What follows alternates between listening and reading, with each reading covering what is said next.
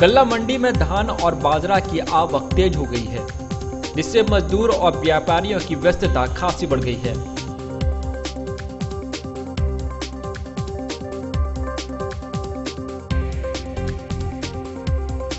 लेकिन सूखे के मारे किसान कुछ गल्ला व्यापारियों की धोखाधड़ी का शिकार हो रहे हैं। बोले तो किसानों पर दो तरफा मार पड़ रही है।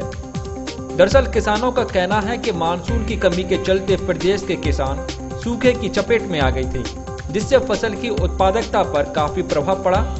बाजरा की फसल में जहां दाने काफी कम आए।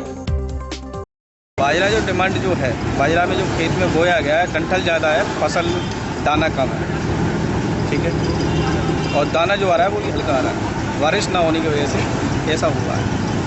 कंपेयर करें तो कुछ कम रहेगी सूखा की, मतलब बाजरे की कुछ बुवाई की अपेक्षा अच्छी बुवाई हुई है, इसलिए बाजरे की फसल अच्छी होगी।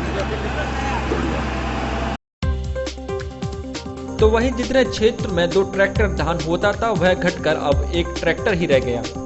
धान में भी यही हुआ है, जब तक बारिश नहीं होगी धान में मोटापा नहीं आएगा, पतला रहेगा और हल्का रहेगा।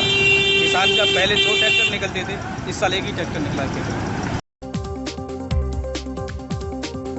किसानों की मुश्किलें इतने पर भी खत्म नहीं हुई।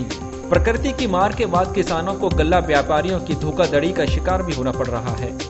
किसानों का आरोप है कि गल्ला व्यापारी अनाज का भाव तय करके अनाज लेने के बाद अपनी जवान तो कम है, लेकिन मंडी में दिक्कत हो रही है किसान को। किस तरह क्या दिक्कत हो रही है? किसी रेट में खरीदते हैं, जब खैया किसी रेट में लेते हैं, फिर उसे मेरा धान 1715 रुपए बिका आज जी, और जब ट्राली से खल गई, खाली हो गई, उसके बाद बोला 1500 के दाम देंगे। ये कौन सा तरीका है?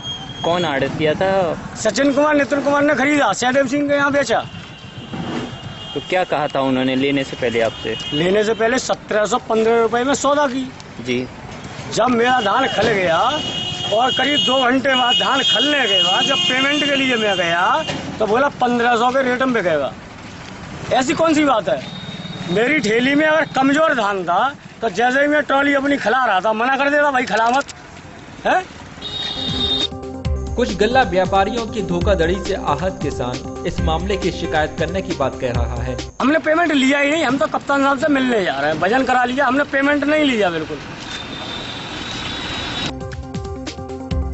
तो वहीं व्यापारियों ने इन आरोपों से इनकार किया है। कुछ किसानों का ये कहना है जैसे लेते टाइम कुछ भाव दिया जाता है और बाद में कुछ कर दिया जाता है। ऐसा कुछ नहीं, बोली बोलती है, ऐसा कुछ नहीं है, बोली लगती है हमारे यहाँ, और पेमेंट भी थोड़ी सी है तो वो तो आगे पीछे हो जाता है।